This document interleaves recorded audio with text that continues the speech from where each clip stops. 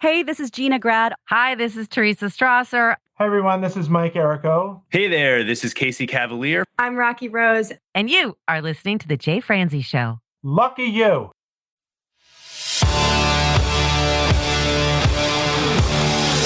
Welcome to The Jay Franze Show, a behind-the-curtain look at the entertainment industry with insights you can't pay for and stories you've never heard. Now, here's your host, Jay Franze.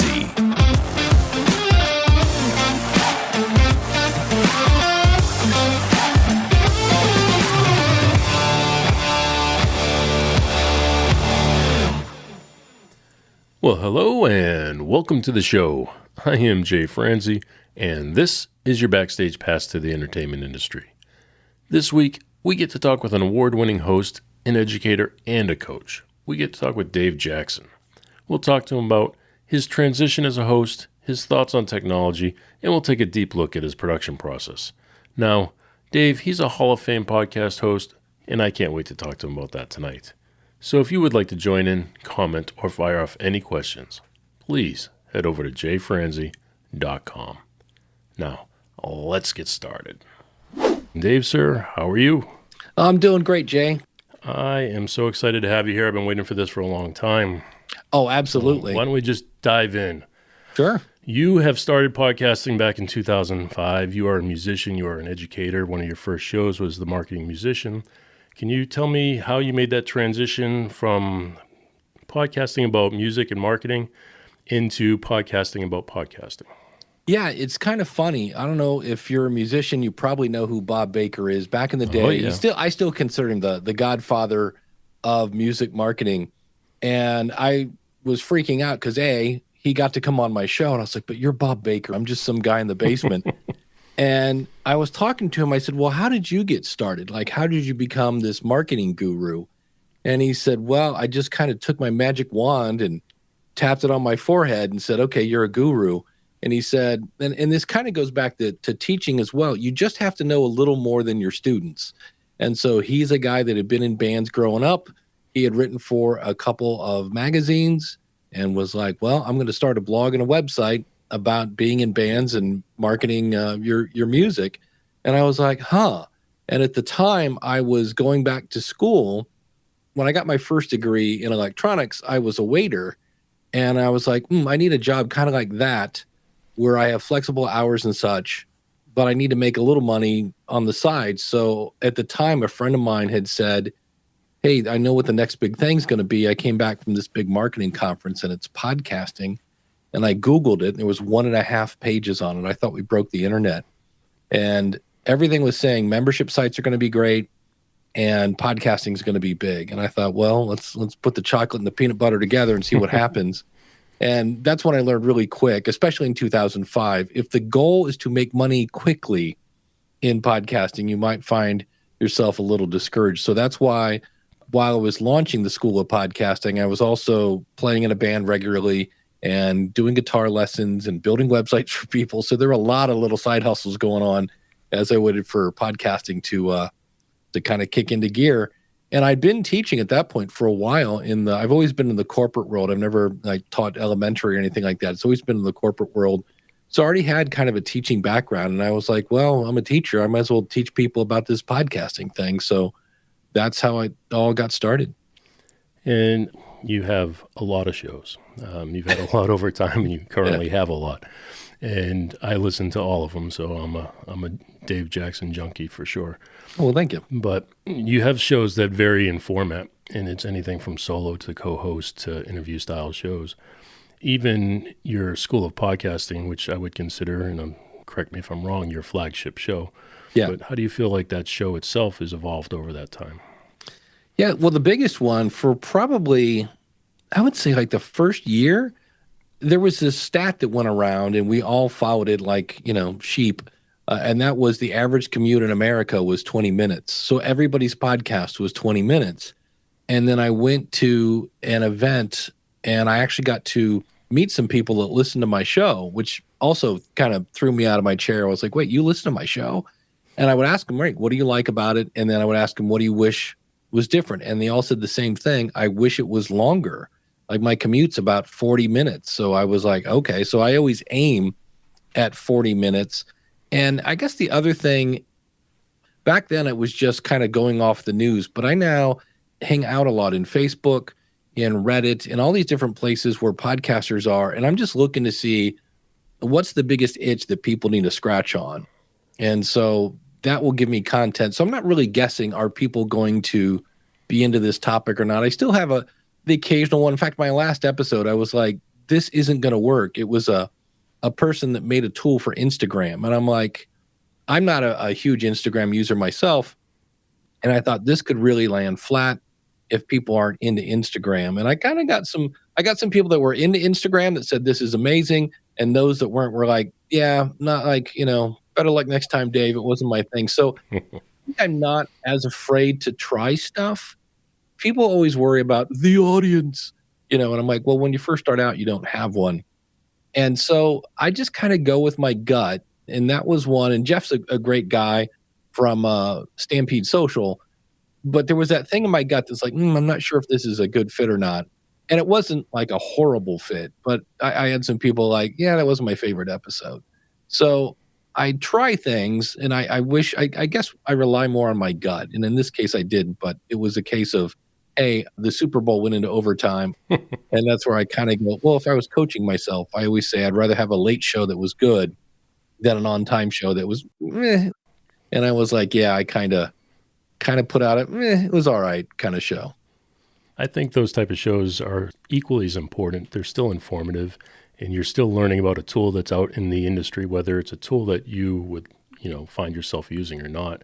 Somebody in the industry is going to use it. So I still think it's valuable to talk about. Yeah. Typically, your flagship show, the School of Podcasting, is a solo show. Do you typically prefer the solo episodes over the interview style? The thing I like about a solo show, you kind of have to work at it to stay entertaining because it's just one guy rambling on. So I have to kind of consistently like, all right, we got to throw in a joke. We got to throw a curveball here, something to keep people listening. The nice thing about it, there's no scheduling conflicts. There's no guests with bad audio. I don't have to do a bunch of research and listen to 4 episodes to find out what really makes this person tick. So there's a lot less work into a solo show. So that's the one thing. But on the other hand, it's nice. Like I have somebody coming up in probably a couple of weeks that is a social media person, because that's the question I want answered is, how do I get somebody from TikTok or YouTube or Instagram? How do I get them to listen to my podcast? Is that something that's even possible? Because when I look into that, everybody's like, yeah, it's impossible. And I'm like, okay, well, if it is, let's get a guru on here to say, yeah, there's a better strategy. So it's always the questions that I'm looking for. I work for Libsyn, so I see a lot of the common questions that people ask there. And so I'm always kind of looking like, what does my community need a fix for? And so there's that. But solo shows are easier. Interview shows are great because it's a different point of view that I don't have. And so I'm actually being educated along with my audience. I really love to do what some people call NPR style or narrative style, where I'll interview somebody. I will listen to their answers. I use Hindenburg, and you can just kind of set them aside. And so then I've got all these pieces, and I look at it and go, okay, how can I line these pieces into kind of a story or something? And those always sound amazing. They just take so much more time. So if I could do every interview as a narrative style episode, that would be my way to go. But sometimes it's just like, well, I've got to take my sister to the grocery store. I got things going on. I'm like, we're just going to do this interview the good old-fashioned way. Right? Just a conversation, yeah. Well, I mean, that's a good point, too, because if you do an interview in that NPR style, you get the opportunity to go and, like you said, craft a story, but you also get the opportunity to look at it after the fact and kind of take a different approach to it. Maybe I could rephrase this question a better way. Yeah. You can make a lot of changes that way, and it makes a more polished show. Yeah. So I do think there's some value to that. I also know you do co-hosted shows. What's your feeling on those? They're great. What you want to avoid is Jimmy and Nancy have known each other since kindergarten, and they're bestest buddies. And so they do a movie review show, and they're like, so what did you think, Nancy? And she's like, I liked it. And Jimmy goes, me too. Okay, next movie, I hated it. Me too. Okay, well, one of you is redundant. one of the reasons that Siskel and Ebert, the old movie reviewers back in the 80s, were great is because they were really different. And I always knew that if the bald guy liked the movie, I'm probably going to like it. So we all had our favorites, and that's kind of what you're looking to see. That had a little bit of, I wonder what's going to happen. Are we going to get 2 thumbs up? Oh, holy cow, that kind of thing. So if you've got the right co-host and some chemistry, they're a lot of fun. You always want to make sure that, because somebody owns the show, unless you have some sort of agreement where we're 50-50 or whatever. At Libsyn, I see a lot of co-hosts gone bad. Ernie and Bert started a show, and Bert's showing up drunk, and he's not doing the social media like he's supposed to, and Ernie's getting really mad. So eventually Ernie logs in and starts deleting files, and it just gets really ugly. So I do a podcast called Ask the Podcast Coach with Jim Collison.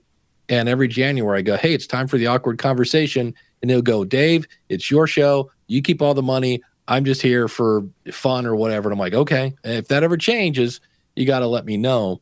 And that just goes back to the days when I was in a band. I kind of deemed myself the secretary, and I'd be like, okay, we got $150 in the band fund. And they're like, yeah, we had $150 in the band fund last week too. And I'm like, yeah, but you notice we're not arguing about money. Everybody knows what's in the band fund. We know what we spend it on. Right. So communication is really the key, but it's a whole different aspect, because if I do a solo show, I'm talking to that one person, my invisible friend across the desk. And I have people tell me that, like, I feel like you're talking to me. And so if you can, which I'm horrible at, if you kind of occasionally talk to the invisible person at the desk and go, wow, did you hear that? That's amazing. Now they're involved in the conversation versus just listening to 2 people talk. So you do the show with Jim where you stream it live to YouTube and then you release it as a podcast.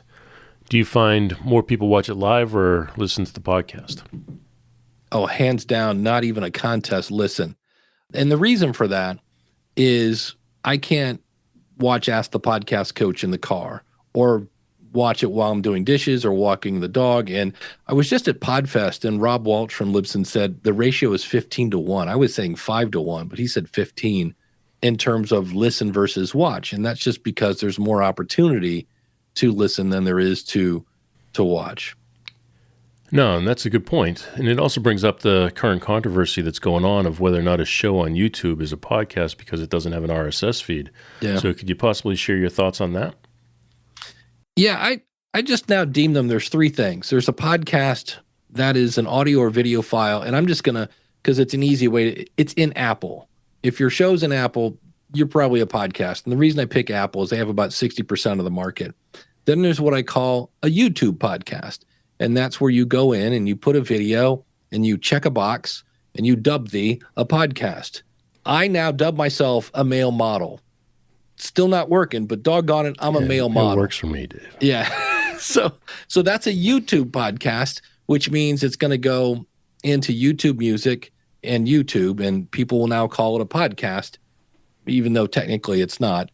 And then there are actual video podcasts. And that's, again, something that you can find in Apple. So when people go, I'm a video podcast, I go, okay, can I find you an Apple? And they go, no. And I go, you're a YouTuber. And there's nothing wrong with that. Be a YouTuber, doggone it.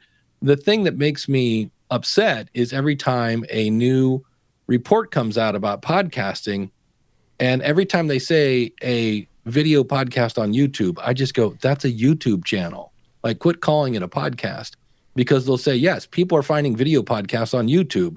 I go, in my brain, that comes across as people are finding YouTubers on YouTube. So I am somewhat the old curmudgeon. I'm not going to die on that hill. I just now, every time stats come out about it, I'm like, well, that's worthless. And I always use the analogy of country music. Country music was not the top genre by any means when I was growing up. But then all of a sudden, country music now sounds like AC/DC with a banjo. And lo and behold, it sounds like pop, and it's the number 1 genre that's selling. In fact, all these rock guys are popular. And like, you change the definition of it. So we changed the definition of a podcast, and lo and behold, now the best place to find a quote podcast is on YouTube. And I'm like, well, in my brain, that calculates the best place to find a YouTuber is on YouTube. And there's nothing against YouTube. It is the number 2 search engine, but I'm just like, yeah, so it is what it is. Yeah. Working in Nashville for so long, we always said that country music was about 10 years behind rock and pop. So what you would hear in rock and pop would then show up in country about 10 years later. Let's go back to Ask the Podcast Coach. It is a call-in show, and it is as much about community as anything else. So can you talk a little bit about the community? Yeah, it's funny because the reason I have so many shows is many of them are me testing something. So that show started 10 years ago with me testing Blog Talk Radio, and then we moved to Blab, and then we moved to Google something. Then we went to StreamYard, and now I'm using Ecamm Live. If you're going to do a live show, if you can do it at the same time, whatever your schedule is. So for me, it's every Saturday at 10:30, and my audience knows to go to askthepodcastcoach.com/live, because on occasion I will like, hey, let's try out this new platform, and I always have that /live point at wherever we are. And I was going to stop the show. I'd done it for a while, and I was like, okay, Blog Talk Radio is horrible. I think I'm done with this.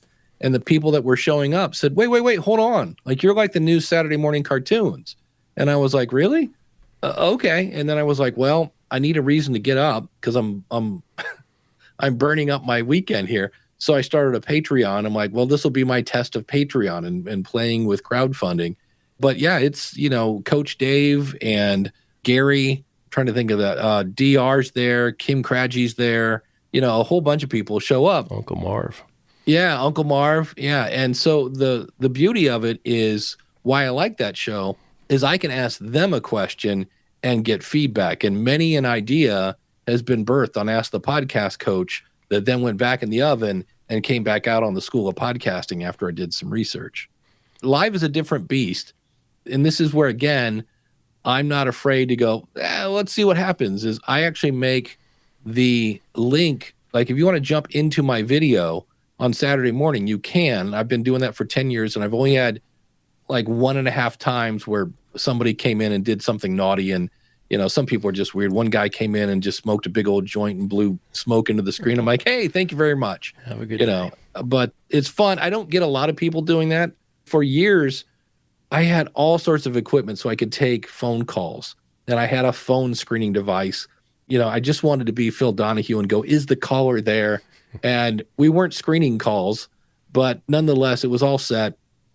And that's when I learned my audience will be more than happy to type their question into a chat box. And I went, yeah, I'm spending a lot of money on this equipment. Nobody's using it. And so you got to do what your audience wants. So they want to use the chat. And I always have a big banner at the top. Just go to askthepodcastcoach.com/question to jump in. And on occasion, we'll get a person that'll hop in. But it's also 10:30 in the morning on the East Coast, and some people aren't ready to be on camera. It is a lot of fun, though. It is fun, and I do enjoy the community. A lot of times, the community actually has their own show going on. Oh, absolutely. Their own conversations and everything. Yeah. It's kind of funny. But you mentioned in there that you started because you wanted to test different platforms and different streaming platforms, and you're currently using Ecamm Live. I know you were using StreamYard before that. Yeah. Do you have any preferences between the two now that you've used them for a period of time? It's weird now that I'm doing another show of mine called the Podcast Review Show, and we're going to do that as video. And I was like, you know what? I got a lot of stuff going on with that one in the background. I'm playing clips and all. And I'm like, we're going StreamYard because it's easy. It works. It looks great.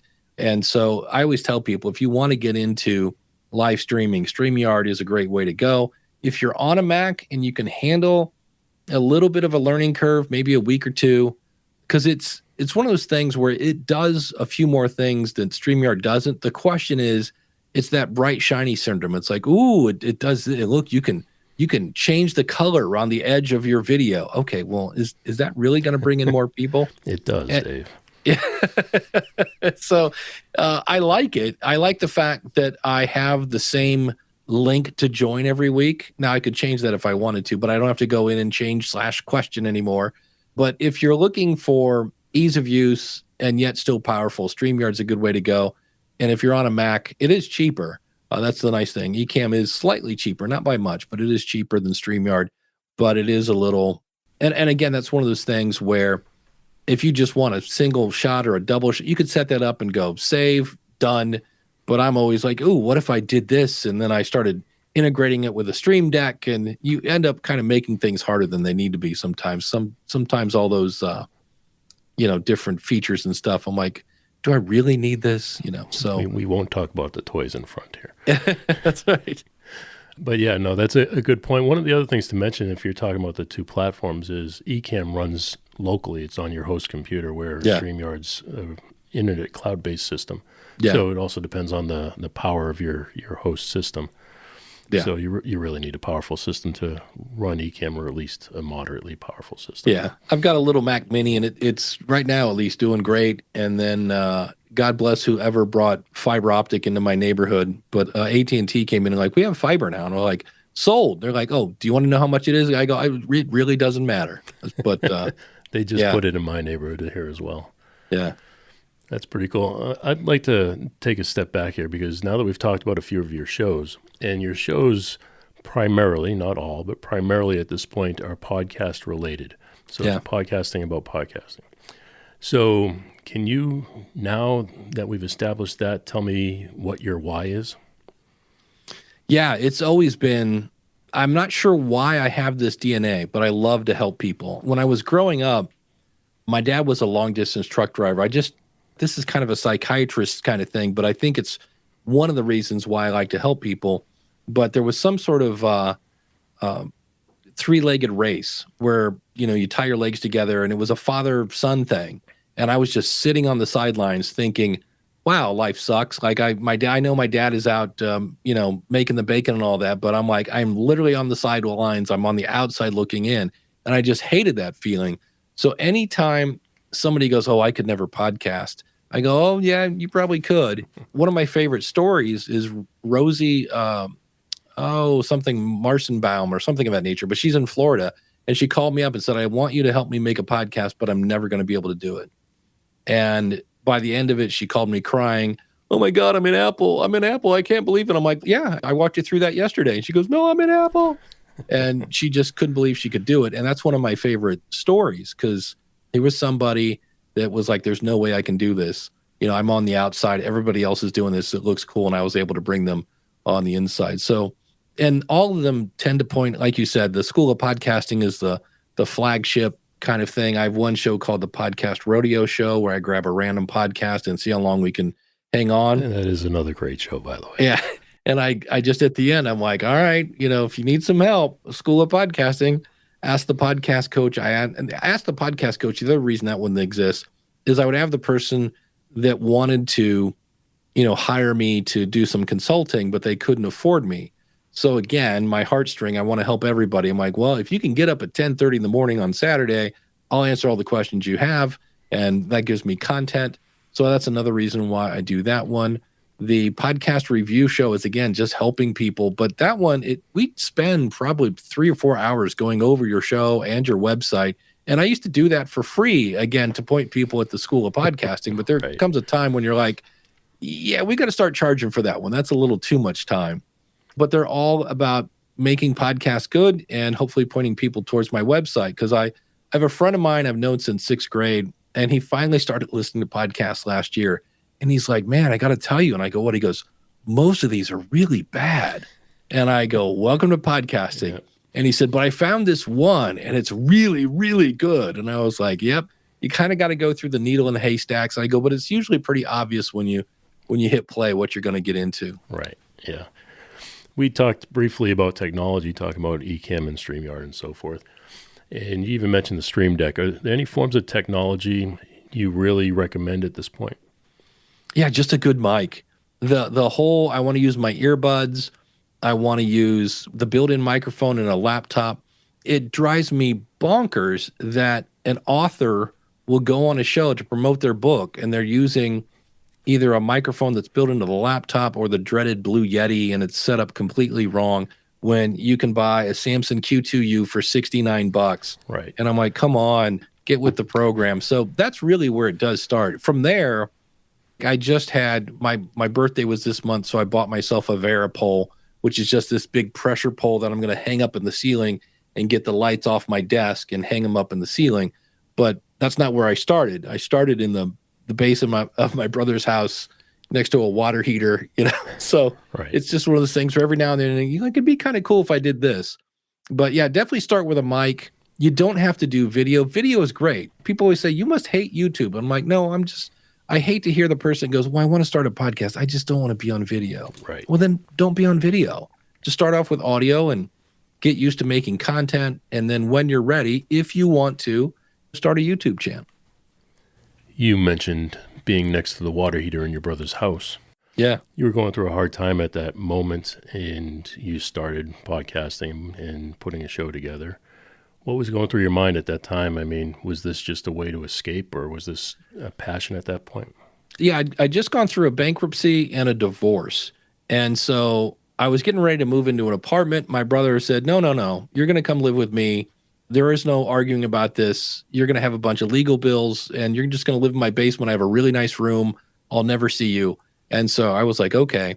And when my friend said, hey, I see the next big thing is podcasting, and I heard about membership sites, I had just seen so many things that I go, oh, I should jump on that.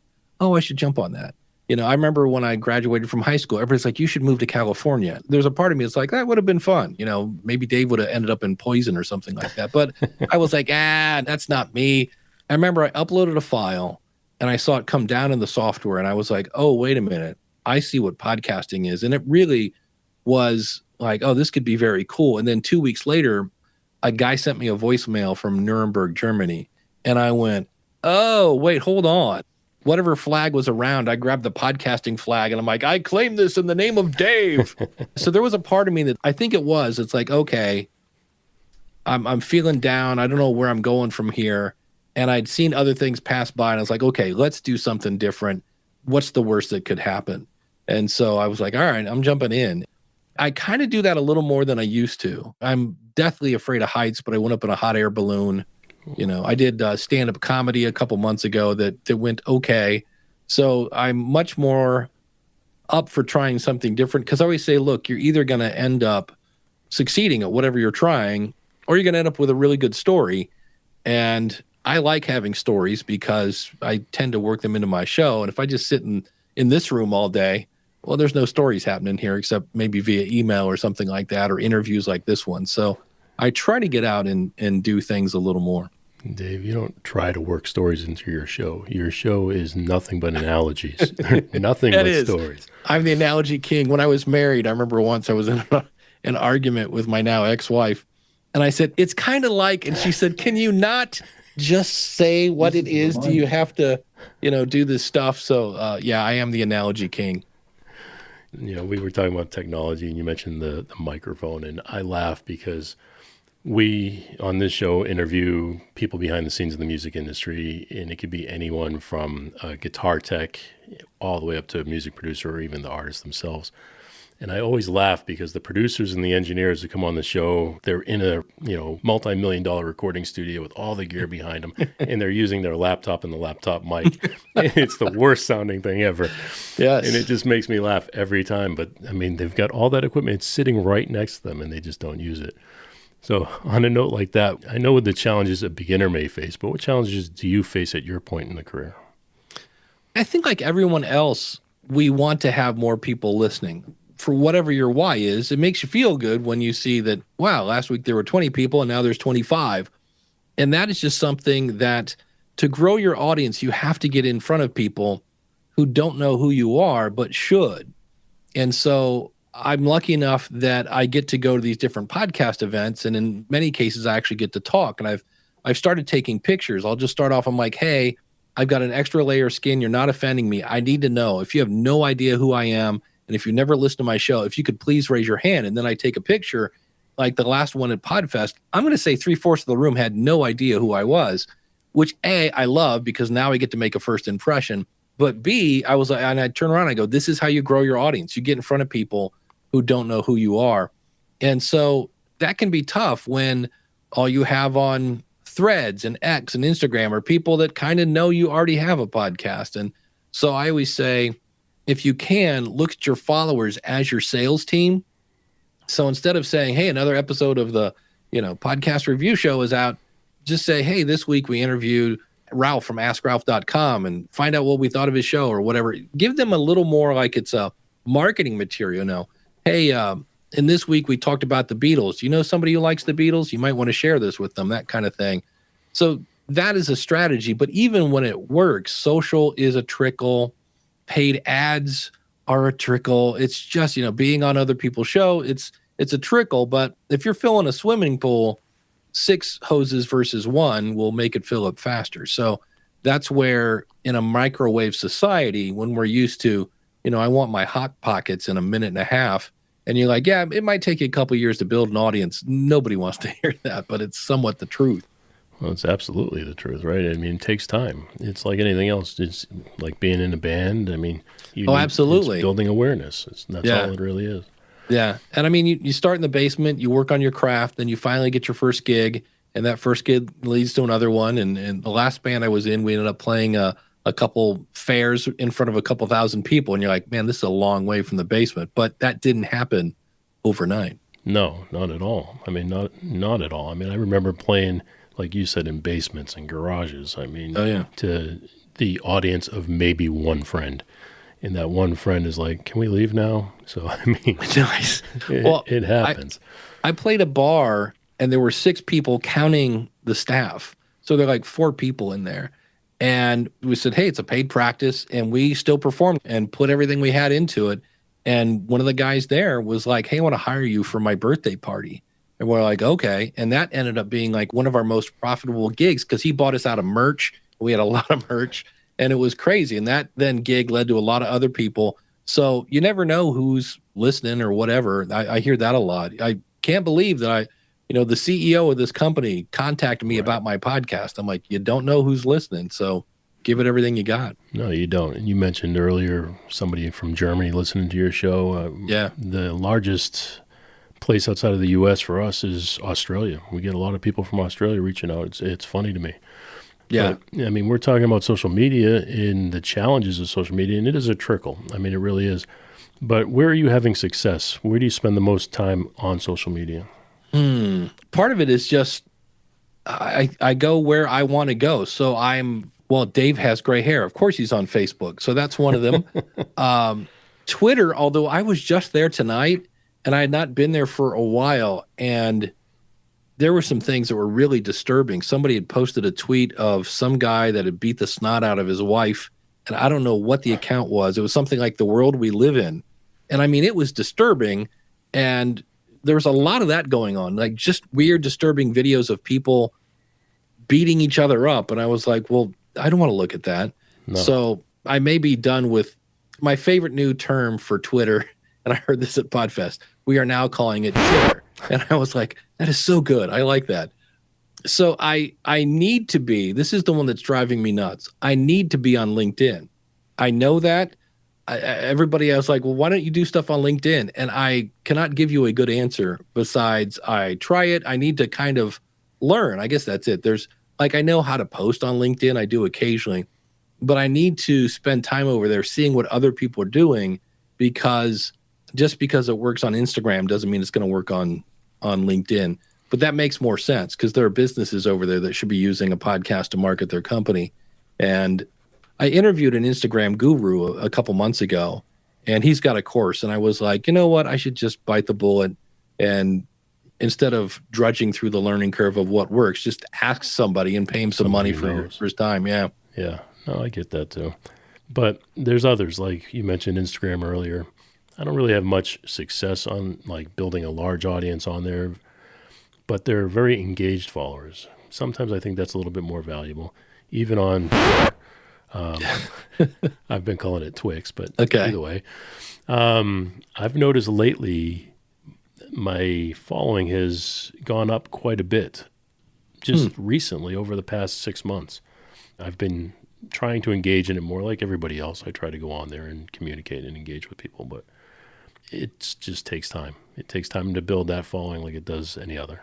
Yeah, I think the thing I get the most engagement from is my newsletter, which I try to put out weekly, but it's more like 3 times a month. There's usually a week where I'm like, Friday came and went and I missed it. But I will get feedback from people like, hey, that was really cool. And once you email me, I'm going to be like, oh, thanks so much for the kind words. Anything you'd like me, if it's a newsletter, anything you'd like me to write about in the future, any topics that you're struggling with, because now I've got a conversation going. And I've had people actually join my membership site from that. So it's the dumbest newsletter ever. It's usually like a paragraph, if that. Like, here's what I've been up to. I got back from Podfest and I was tired and I can't believe I used to stand for 8 hours as a teacher, and now if I stand for 4, I'm knocked out and blah, blah, blah. And then it's just, and here's what I've been up to, link to the episode, link to an episode. Here's what caught my eye, some weird product or whatever. And then here's what's coming in the future. And that's it. And I've had people say, I love your newsletter because it takes me like 5 minutes tops to read it. And I'm like, okay. And it gives you insights. Yeah, it was just something that I was like, well, this is all I can do right now. And so my last one was a little longer because I was kind of doing a power rant on, I just keep running into people that want a podcast for free. And I was like, look, you find money for Susie's braces and the new roof and the car needs repaired. Like we all find money for important things. And sometimes hobbies are important to keep your sanity. So why are you trying to do podcasting? Look, I get doing it on the cheap, but these are people that want to do it for absolutely free. And that just, like if you're going to be a runner, you have to buy shoes. So that was the last newsletter was a little more of a rant, I think, than anything. So it was a little more than a paragraph. That's awesome. You talked about your newsletter and you try to get it out weekly. And that's a good point for consistency, like the newsletter, the shows. How do you find the balance between your newsletter and the 20 plus shows?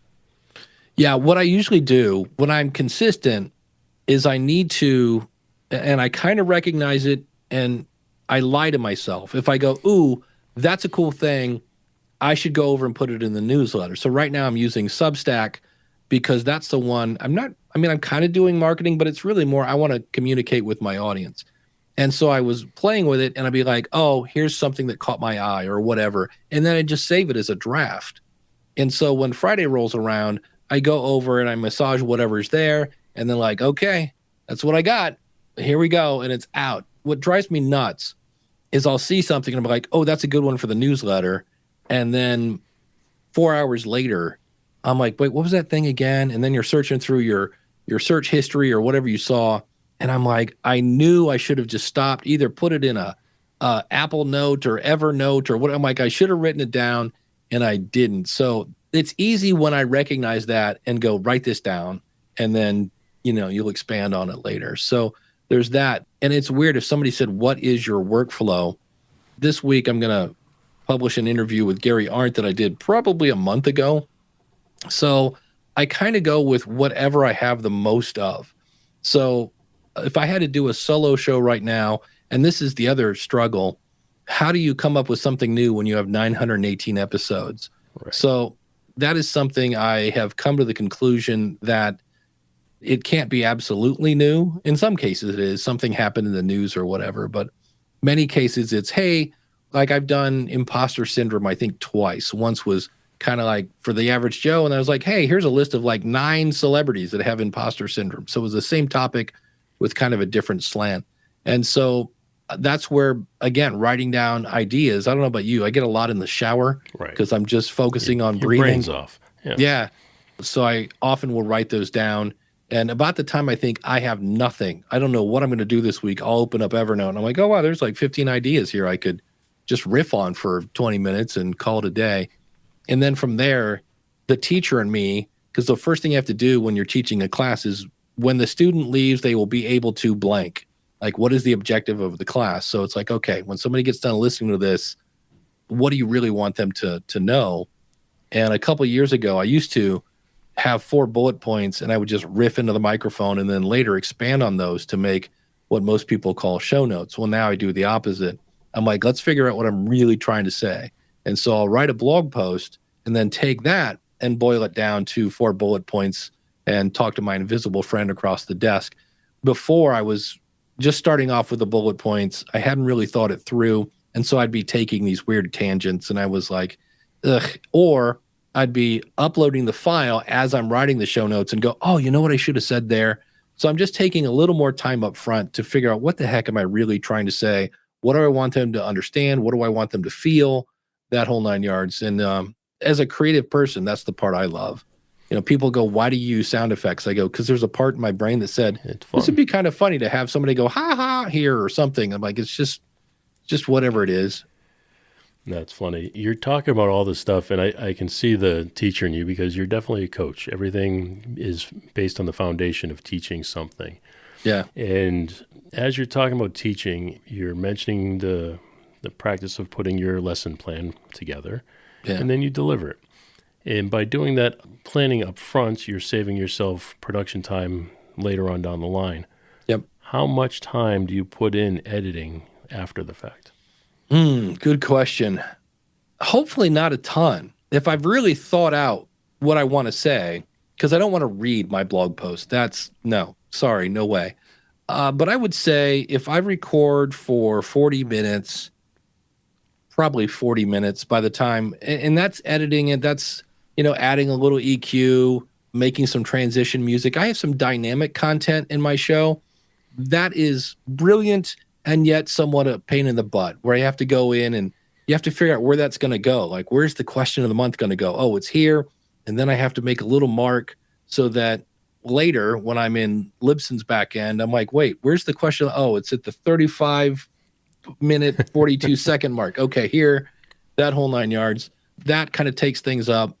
Some of my shows, like the Podcast Rodeo Show, is simple because my show notes are their description, a link to their website, what I liked about the show and what I didn't. So that show is another one. That was a test show. I started that show because I wanted to play with Captivate. And I was like, I don't have time for another podcast. I don't have any time to do a podcast. And I was like, I need a podcast I can just do off the top of my head. And so that show takes me about 45 minutes to do, maybe a 10-minute show. And I've always said, on my best day, the best ratio I can get to is 4-1. So if that's a 10-minute show, it's going to take me about 40 minutes. And it just, you got to type this up. You got to edit this out. Oh, right. This audio sounds like. Short shows take just as long as long shows. Yeah. Yep. Yeah. So for all those people that want to do a 3-hour Joe Rogan show, now to their, I don't know if it's credit, but there are a lot of people that'll do 3 hours and then not edit it. And I'm like, so let me get this straight. There are movie editors, TV editors, book editors, magazine editors, newspaper editors, but your show is perfect. Excellent. Yeah. Good luck with that. I go through those battles too, and I talk to my wife about it a lot because editing takes time out of what family time would be, right? Yeah. So, you got to manage that schedule and find the times to do it, even if it is, 10 o'clock at night on a weekday, just to do it when people are sleeping. Yeah. There's all sorts of things that we do to accommodate those. Yeah, that's why I asked the podcast coaches Saturdays at 10:30, because when I was married, my ex-wife was still asleep. Right. If I had it at 11, she'd be up, or noon or whatever. But I was like, all right, we'll do it while she's asleep. Well, let's talk about the rodeo show for a second, because you somewhat recently just had a little bit of a challenge with the show, and you almost considered shutting it down. Can you talk about the challenge you went through and how it affected you? Yeah, it really kicked me in the stomach. This woman said, hey, can you listen to my show? And I'm like, sure. So I put it on, and she started off just making a list of these horrible things that had happened in her life. Her sister had died. She'd been sexually assaulted and all this stuff. And this is literally like, hi, and I don't remember what her name was. I'm Misty, and I've done this. And I'm like, wait, what's the show about? I don't understand.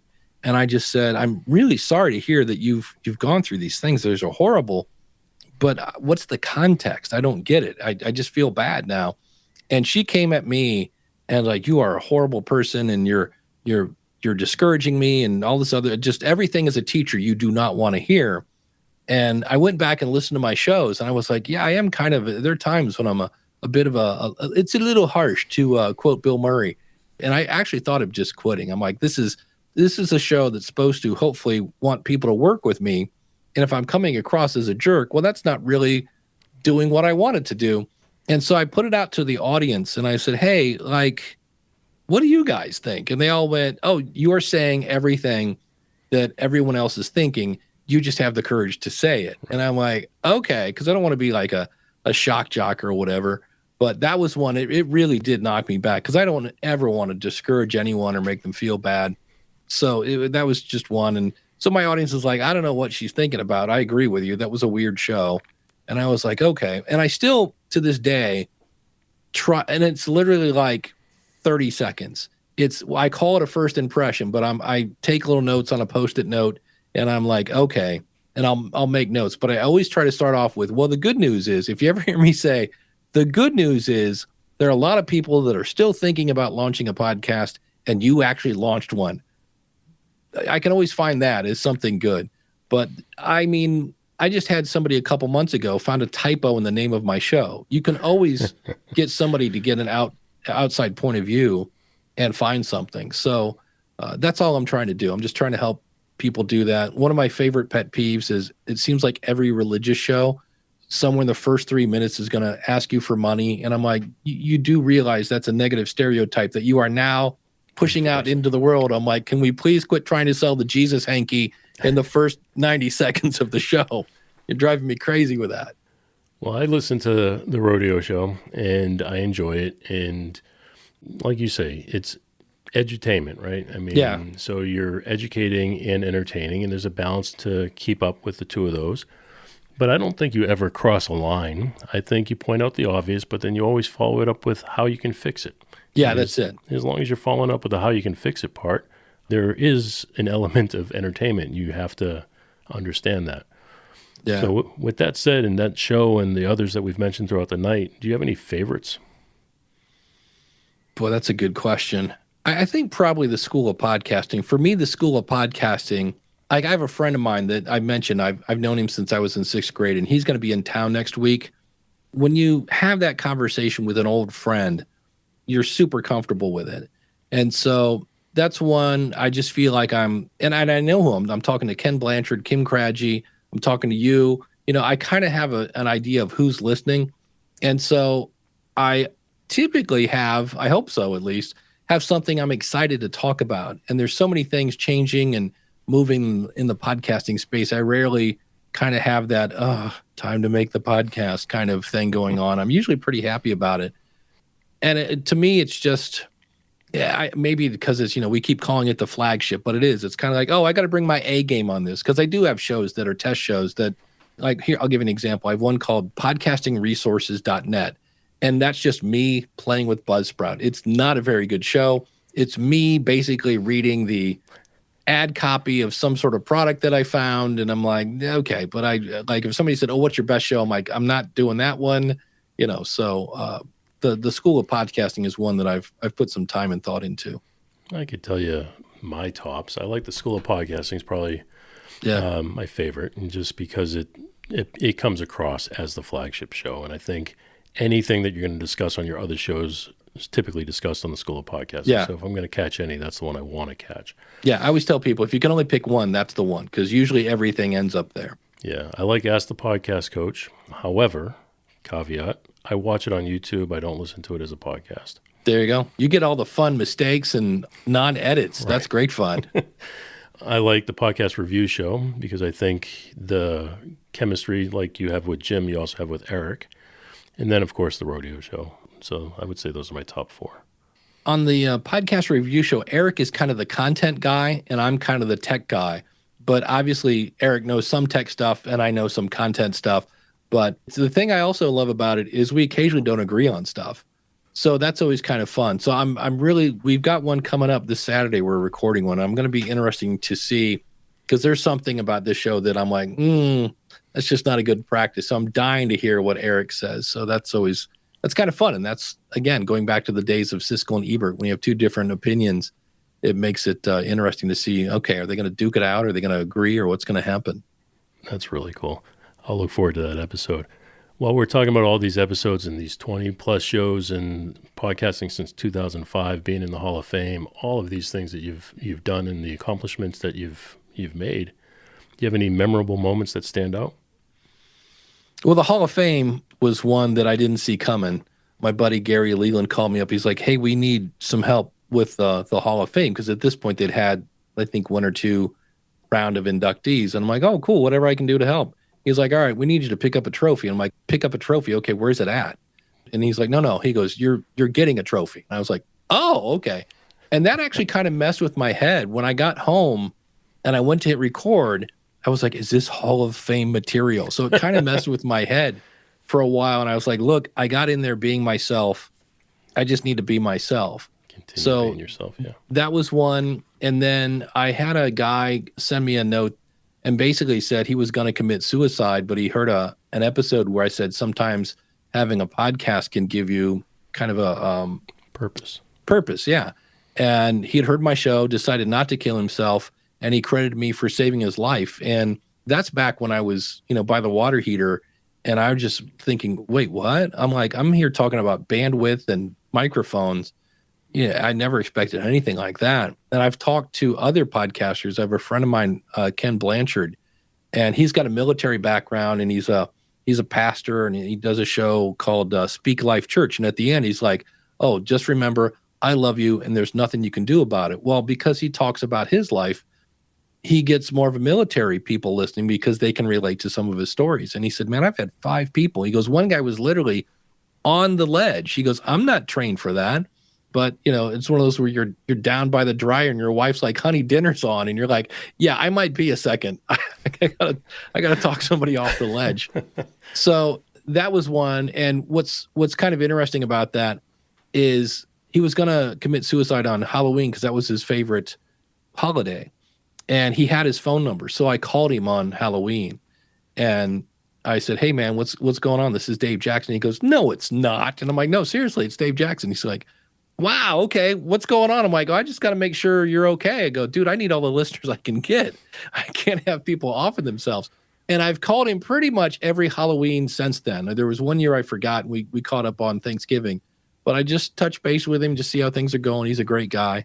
So it's just one of those things that, side effects. I've been hired a couple times for different jobs. So you never know who's listening and you never know what it's going to lead to. But my bumper sticker is podcasting lead to relationships and relationships lead to opportunities.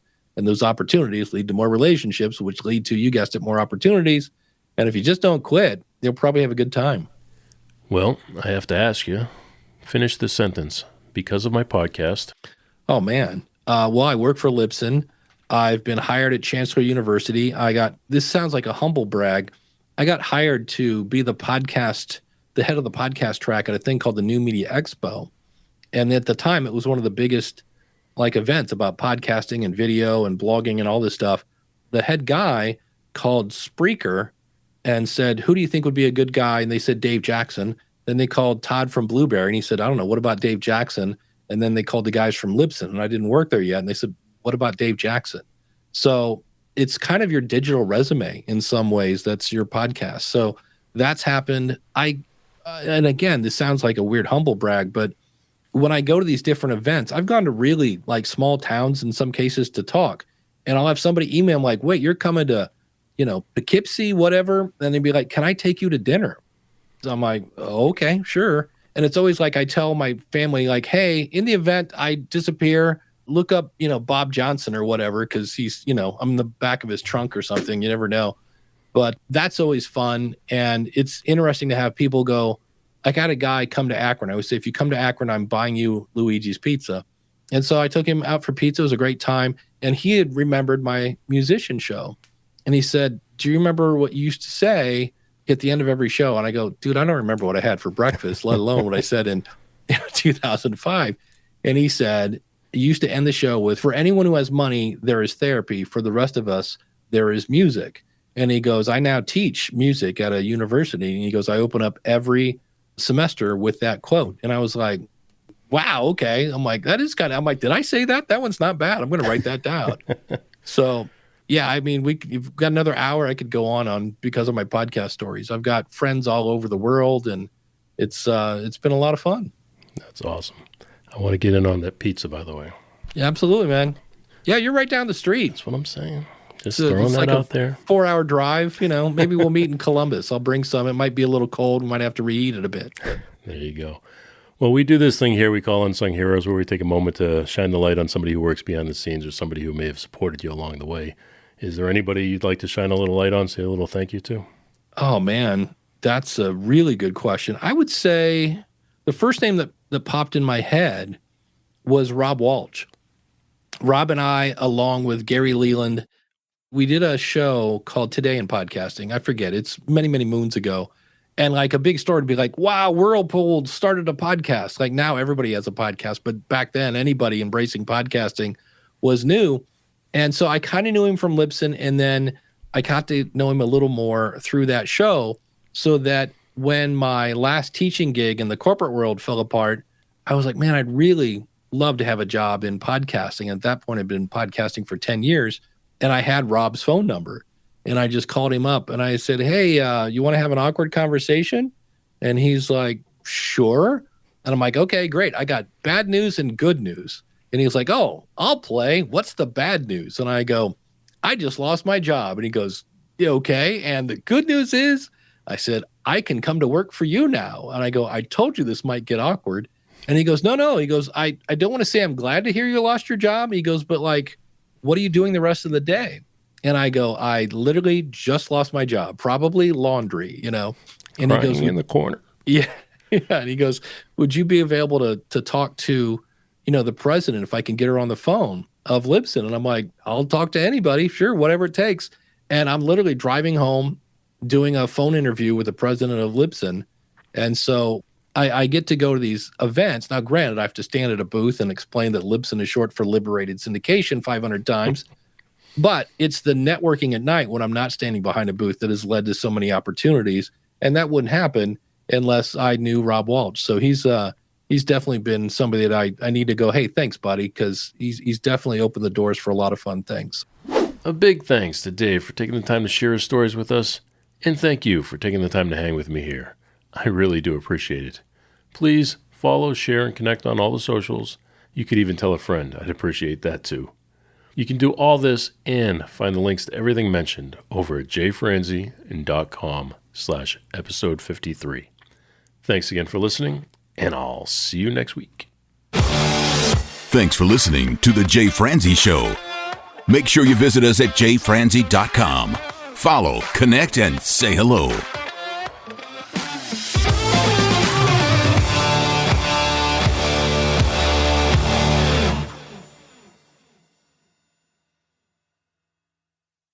This episode has been brought to you by VR Knives, your source for 100% custom knives made by a true rock star. So, if you're in the market for a new piece of art, reach out to VR Knives. 407-421-5528. 407-421-5528.